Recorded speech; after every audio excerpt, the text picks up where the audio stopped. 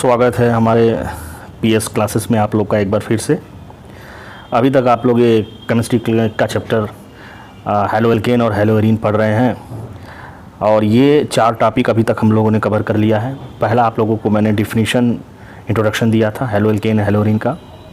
दूसरा टॉपिक आप nature of C X bond अर्थात कार्बन और हेलोजन बंध की प्रकृति के बारे में पढ़ा। तीसरा आपको मैंने बिरचन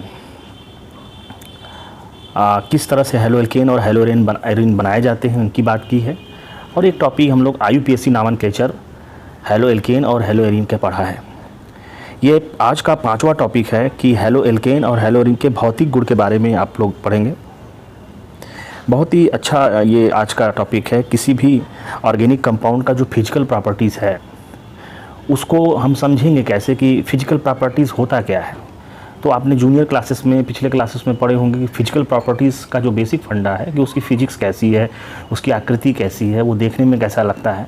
तो बेसिकली अगर हम भौतिक गुण की बात करें तो उसमें देखो रंग होता है, गंध होता है, स्वाद होता है, ठीक है। इसके अलावा उसमें उसका वजन होता है, उसका घनत्व होता है। अर्थात हम ये कहें जिसको हम मेजर करते हैं इंस्ट्रूमेंट के हेल्प से, जिसको उपकरण की सहायता से उस यौगिक के गुण को जो हम लोग मेज़र करते हैं उसे हम भौतिक गुण कहते हैं। तो आप लोग 1 लाइन इस बात को समझ लें कि भौतिक गुण को जानने के लिए किसी उपकरण की आवश्यकता होती है। तो हेलो एल्केन के भौतिक गुण में जो बेसिक जो पॉइंट है जो पढ़ाई की जाती है हेलो एल्केन में वो गलनांक और क्वथनांक है। इसके अलावा जल में घुलता है कि नहीं घुलता है, ठीक है, सॉल्युबिलिटी इन वाटर। तो ये पूरे ऑर्गेनिक में क्लास 12th में ये पढ़ाया जाएगा। तो हम लोग सबसे पहले फंडामेंटल कॉन्सेप्ट बात कर लेते हैं। बॉइलिंग पॉइंट जिसको हम क्वथनांक कहते हैं वो बेसिकली कुछ फैक्टर्स पे डिपेंड करते हैं। और पहले हम ये समझ लें कि बॉइलिंग पॉइंट का अर्थ क्या होता है। कोई भी द्रव है यदि उसको आप हीट करते हैं, गर्म करते हैं, उसको टेम्परेचर देते हैं तो उस द्रव का के जो अणु होते हैं उनका वाष्प दाब बढ़ता है, द्रव का वाष्प दाब बढ़ता है। इसका अर्थ क्या है कि इनके जो अणुओं के बीच जो आकर्षण बल है वो क्षीण होता जाता है, जिससे द्रव के अणु वाष्प के रूप में जाने की प्रवृत्ति बढ़ती जाती है। लेकिन ये वाष्प दाब कब तक बढ़ता है, तो ये कॉन्सेप्ट है कि ये एक इसको आप लाइन ऑफ कंट्रोल समझिए कि एक ATM का प्रेशर जो वातावरण का दाब होता है उस वाष्प दाब को अगर ये अचीव कर लिए, ये जो द्रव है ये उसको प्राप्त कर लिए या उससे ज़्यादा हो गए तो ये द्रव उबलने लगता है, या द्रव के अणु हम कह सकते हैं सरफेस को छोड़ के या द्रव के अंदर से वो वातावरण में मिल जाते हैं, या हम ये कहें कि उस समय द्रव उबलने लगता है और वह ताप उस द्रव का क्वथनांक कहलाता है। तो आप ये समझ रहे होंगे क्वथनांक किस चीज़ पर निर्भर होगा। तो बॉइलिंग पॉइंट बेसिकली आकर्षण बल पे डिपेंड करता है कि 2 अणु हैं उनके बीच कितना आकर्षण बल होता है। ये बहुत महत्वपूर्ण पॉइंट है। तो आकर्षण बल को समझेंगे कैसे।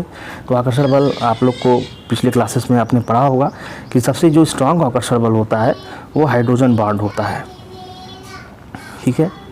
नंबर 2 पे जो आकर्षण बल होता है वो डाइपोल ध्रुवी जो कि ऐसे अणु जो ध्रुवी होते हैं वो ध्रुवी आकर्षण बल आपस में देते हैं। ये नंबर 2 पे होता है, ठीक है। नंबर 3 पे जो आप कह सकते हो जो अध्रुवी होते हैं वो लंदन फोर्स ऑफ अट्रैक्शन बनाते हैं। अभी तक हम आप लोग को नंबर बताया कि बॉइलिंग पॉइंट पहला जो फैक्टर्स होता है वो डिपेंड करता है फोर्स ऑफ अट्रैक्शन पे। और अभी मैंने आप लोग को बताया कि फोर्स ऑफ अट्रैक्शन जो होते हैं वो 3 तरह से हमने क्लासीफाइड किया है। एक हाइड्रोजन बॉन्ड है, दूसरा डाइपोल इंटरमॉलिक्यूलर फोर्स ध्रुवी आकर्षण बल, और तीसरा जो है लंदन फोर्स है। और ये तीनों क्रम में है, ठीक है। अब इसके अलावा जो दूसरा जो फैक्टर्स होते हैं कि बॉइलिंग पॉइंट और किन चीज़ों पर निर्भर करता है। तो आप समझो बॉइलिंग पॉइंट होता है मॉलिक्यूलर मास पे, दैट इज़ अणु भार पे। इसका अर्थ क्या है कि जब अणु छोटा होगा, ठीक है, तो बॉइलिंग पॉइंट कम होगा, अणु ज़्यादा बड़ा होगा, ठीक है, तो बॉइलिंग पॉइंट ज़्यादा होगा। तो ये अर्थ समझना आप लोग ध्यान से कि अणु भार जो होता है वो सीधा कोरिलेट करता है आकर्षण बल से। मतलब जितना मॉलिक्यूलर मास अणु भार ज़्यादा होगा उतना जो फोर्स होगा, फोर्स दैट इज़ आकर्षण बल अणुओं के बीच, वो ज़्यादा होगा, ठीक है ना। तो ये दूसरा पॉइंट आप लोग याद रखेंगे। सेकेंड जो पॉइंट है कि molecular mass play an important role to distinguish between the higher boiling point और लोअर बॉइलिंग पॉइंट। नेक्स्ट हम आते हैं इसमें जो थर्ड फैक्टर्स होते हैं बॉइलिंग पॉइंट के लिए, कि यदि आप दो ऐसे बात करते हैं जिनका हम मॉलिक्यूलर मास एक जैसा है, ठीक है, तो उस केस में हम इस तीसरे फैक्टर की बात करते हैं कि देखेंगे कि सरफेस एरिया, पृष्ठ क्षेत्रफल किस अणु का ज़्यादा है। तो पृष्ठ क्षेत्रफल देखने के लिए आपको सीधा कॉन्सेप्ट समझना होगा कि जो लीनियर, जो रेखीय अणु होते हैं, मतलब सीधे जिसको कहते हैं, सीधा है, कोई शाखा नहीं है, वो ज़्यादा सरफेस एरिया रखता है, ठीक है। तो आप ऐसे याद रखेंगे कि जितना सीधा होगा, कोई शाखा ना हो, उतना ही उसका पृष्ठ क्षेत्रफल ज़्यादा होगा, और जितना पृष्ठ क्षेत्रफल ज़्यादा होगा उतना एक दूसरे से जो अणु होंगे वो आपस में अधिक अट्रैक्ट होंगे, या मैग्नीट्यूड ऑफ जो अट्रैक्शन होगा वो ज़्यादा होगा। तो 3 फैक्टर अभी तक हमने बॉइलिंग पॉइंट पर आप लोग को बताया। पहला जो फैक्टर्स था जिसको हमने कहा फोर्स ऑफ अट्रैक्शन, ठीक है। दूसरा फैक्टर हमने बताया अणु भार, दैट इज़ मॉलिक्यूलर मास, और तीसरा फैक्टर आपको मैंने बताया सरफेस एरिया, ठीक है। तो फोर्स ऑफ अट्रैक्शन ज़्यादा तो बॉइलिंग पॉइंट ज़्यादा, मॉलिक्यूलर मास दैट इज़ अणु भार ज़्यादा होगा तो भी ज़्यादा होगा, ठीक है, और पृष्ठ क्षेत्रफल ज़्यादा होगा यदि मॉलिक्यूलर मास एक जैसे हो गए तो की बात होती है। तीसरा कंडीशन तभी लगेगा जब हम दो अणुओं के बीच तुलना कर रहे हैं और उन दोनों का जो अणु भार है लगभग समान है, तो जिसका सरफेस एरिया ज़्यादा होगा उसका बॉइलिंग पॉइंट भी ज़्यादा होगा। तो चलते हैं इन सभी कॉन्सेप्ट को हम अपने कॉन्सेप्ट में इस हेलो एल्केन और हेलो एरीन में लगाते हैं। तो सर्वप्रथम आप लोग ये समझिए कि जो हेलो एल्केन के जो छोटे सदस्य होते हैं, ठीक है, जैसे मेथिल क्लोराइड है, एथिल क्लोराइड है, ठीक है ना, ये सभी स्टार्टिंग में जितने भी होते हैं वो सभी गैस होते हैं, ठीक है ना। लेकिन जैसे जैसे ये आप देखो ये जब बड़े होते जाते हैं लगभग 18 कार्बन तक ये द्रव के रूप में पाए जाते हैं। तो आप ऐसा समझ सकते हैं कि गैस होने का अर्थ क्या हो गया कि उस समय इनका छोटे होने के कारण जो मॉलिक्यूलर मास है वो कम है, आकर्षण बल कम रहा। लेकिन जैसे जैसे बड़े होंगे उनका उसमें आकर्षण बल ज़्यादा होने लगेगा क्योंकि मॉलिक्यूलर मास बढ़ने लगेगा, ठीक है ना, इसलिए फिर द्रव की तरफ चले जाते हैं। तो आप इस स्थिति को समझ रहे होंगे कि मैटर के जो 3 स्टेट हैं, ठोस, द्रव और गैस, इन तीनों में बेसिक जो डिफरेंस होता है the force of attraction between the molecules, ठीक है ना।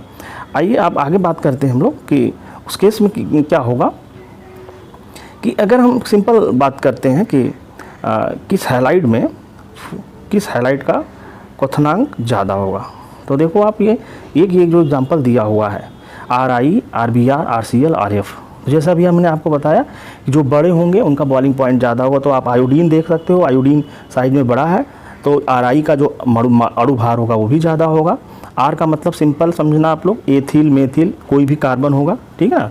तो RI जो है सबसे अधिक बॉइलिंग पॉइंट होगा क्वथनांक, और RF का सबसे कम होगा। इस फिगर से भी आप समझ सकते हो बहुत ही सिंपल तरीके से। ये जो कलर सिस्टम दिया हुआ है क्लोराइड को, आपने देखो ये कलर तीनों अलग अलग दिए हुए हैं, तो इसमें साफ पता चल रहा होगा आप लोग को कि क्लोराइड जो होता है वो सिस्टम में जो है छोटा होता है, इसलिए उसकी जो ग्राफ है वो देखो नीचे है, उसकी बॉइलिंग पॉइंट कम है। इसके बाद ब्रोमाइड की थोड़ी सी ज़्यादा है और जो आयोडाइड है उसकी सबसे ज़्यादा है। लेकिन जैसा अभी मैंने बताया कि अगर समावी होंगे, समावी का मतलब होगा कि अगर मॉलिक्यूलर मास एक जैसा हो जाए, देखो इसमें आप 4 कार्बन इसमें भी है, 4 इसमें भी है, 4 इसमें भी है, तब आपको कैसे पता चलेगा मॉलिक्यूलर मास बराबर हो गया। तो मैंने आपको तीसरा पॉइंट जो बताया था सरफेस एरिया, पृष्ठ क्षेत्रफल, क्या बताया था कि जो जितना सीधा होगा, जिसमें शाखा कम होंगे, ठीक है, उसमें फोर्स ऑफ अट्रैक्शन, आकर्षण बल ज़्यादा लगेगा और उनका क्वथनांक बिंदु भी ज़्यादा होगा। तो उस आधार पर देखो 375 केल्विन जो होता है, ये नॉर्मल जो ब्यूटाइल ब्रोमाइड दिया हुआ है, इसकी बॉइलिंग पॉइंट ज़्यादा होगी, ठीक है ना। इसके बाद देखो सबसे ज़्यादा जो ब्रांचेज है वो लास्ट वाला है, ठीक है ना, टर्शियरी ब्यूटाइल ब्रोमाइड।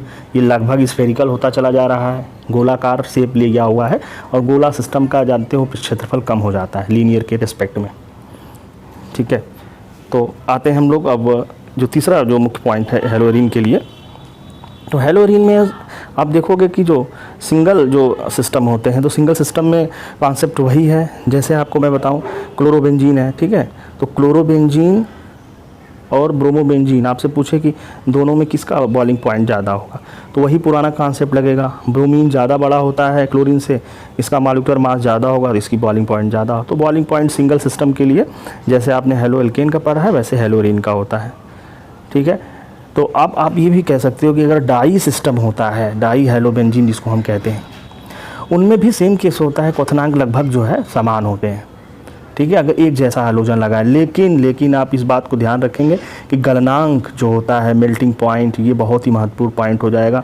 इसको आपको समझना होगा कि गलनांक जो होते हैं ठोस स्थिति से हम बात करते हैं, और ठोस में जो पैकिंग होती है वो कितने बेहतर हो रही है, और पैकिंग होने के लिए जो सिमेट्री एक कंडीशन होती है कि अणुओं का सम्मित होना एक बहुत इंपॉर्टेंट फैक्टर है। यदि अणु सम्मित है तो अपने क्रिस्टल लैटिस में क्लोजली पैक्ड होते हैं, जिसकी वजह से उनको हाई टेम्परेचर पे आप देके उनकी अट्रैक्शन फोर्स को आप वीक कर सकते हो, ठीक है। उस केस में आप देखो यहाँ पे पैरा जो डाई हेलोबेंजीन होता है ये सिमेट्रिकल होता है। सिमेट्रिकल का इन सेंस कि अगर आप कहीं भी बीच से डिवाइड कर दो सिस्टम को, जैसे देखो ये पैरा में आप एक ऐसी प्लेन इस मॉलिक्यूल से ले आते हो जो दो इक्वली हाफ में बाइसेक्ट करता है, तो ऐसे जो प्लेन होते हैं इसको हम कहते हैं मॉलिक्यूल इस प्लेन के पॉइंट ऑफ व्यू से सिमेट्रिकल है, जिसको प्लेन ऑफ सिमेट्री कहते हैं। तो पैरा कुछ ज़्यादा ही सिमेट्रिकल होता है, जिसकी वजह से ये अपने लैटिस में स्ट्रांगली फिट होता है, और उस जगह पे इस तरह से इसकी जो मेल्टिंग पॉइंट है आप देखो 323 केल्विन होता है, ठीक है ना। और उसके बाद आप देखो 323 और ये फिर आपका 256 ये आर्थो पोजीशन समवाट सिमेट्रिकल होता है, और लास्ट में मेटा का होता है।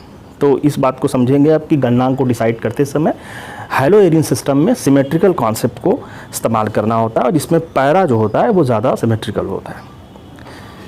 और घनत्व का कॉन्सेप्ट सिंपल है, जैसे भी आप मॉलिक्यूलर मास बढ़ाओगे या अणु जो होता है उसकी मात्रा का वैल्यू बढ़ेगी, ठीक है, तो घनत्व बढ़ता चला जाता है। इसलिए परमाणुओं की संख्या, अगर कार्बन परमाणुओं की संख्या बढ़ जा रही है तो घनत्व सिंपल देख सकते हो वो बढ़ जाता है। इस एग्जाम्पल से आप समझ सकते हो। इसमें देखो ये आप 3 से 7 3 और कार्बन और 7 हाइड्रोजन है क्लोरीन के साथ, ठीक है, और इसमें 3 हाइड्रोजन 7 ब्रोमीन के साथ है, और ये आयोडीन के साथ। तो मैंने जैसे पहले ही आपको कहा आयोडीन बड़ा है साइज में, ठीक है, तो मात्रा ज़्यादा होगा तो भी घनत्व ज़्यादा होगा। घनत्व बराबर क्या होता है, घनत्व बराबर मात्रा बटे आयतन। तो देखो आप मात्रा क्योंकि घनत्व से डायरेक्टली प्रोपोर्शनल होता है, इसलिए डी मात्रा ज़्यादा होगा तो घनत्व ज़्यादा होता है, ठीक है। तो चलो ये देखो, ये आपने देख लिया। इसी से की सिचुएशन आप यहाँ भी देख सकते हो कि ये तीनों एग्जांपल है, ठीक है, डाइक्लोरोमीथेन, ट्राइक्लोरोमीथेन और टेट्राक्लोरोमीथेन में, जिसमें CCl4 का घनत्व आप देखो सबसे ज़्यादा है, क्योंकि यहाँ पे 4 क्लोरीन है आपके पास, ठीक है, इसका मॉलिक्यूलर मास ज़्यादा होगा। तो अभी तक आपने जो पढ़ा है इसमें एक और भौतिक गुण हम ऐड कर लेते हैं, विलेयता। तो विलेयता आपको ये कॉन्सेप्ट है किसी भी ऑर्गेनिक या इनऑर्गेनिक कंपाउंड का किसी पर्टिकुलर अमाउंट ऑफ सॉल्वेंट में वो कितना डिसॉल्व होता है एक पर्टिकुलर टेम्परेचर में, जो उसकी अमाउंट है उसको विलेयता कहते हैं। तो यहाँ पर बात करेंगे कि कार्बनिक जो यौगिक है ये साधारणतः जल में अविलेय होते हैं, जो भी कार्बनिक यौगिक है। मैंने साधारणता की बात इसलिए कह रहा हूँ कि अगर मोस्टली कुछ ऐसे भी कार्बनिक यौगिक हैं जो हाइड्रोजन बॉन्ड बनाते हैं, ठीक है, वो सरलता से घुल जाते हैं। कुछ ऐसे हैं जो कुछ ज़्यादा ध्रुवीय होते हैं इसलिए वो घुल जाते हैं। लेकिन यहाँ अपना हेलो एल्केन जो है बहुत कम घुलता है, क्योंकि वो उतना ध्रुवीय नहीं है कि वो हाइड्रोजन बॉन्ड जो वाटर मॉलिक्यूल्स के बीच बना हुआ है उस हाइड्रोजन बॉन्ड को वो तोड़ दे, ठीक है ना। तो तोड़ नहीं पाता है, इसलिए वो जल में घुल नहीं पाता है, ठीक है ना। तो इसलिए आप कह सकते हो कि ये जल में अल्प विलेय होते हैं, ठीक है। तो आप ये बात समझ गए होंगे कि आज के क्लास में मैंने आपको गलनांक, क्वथनांक और जल में विलेयता की बात किया है।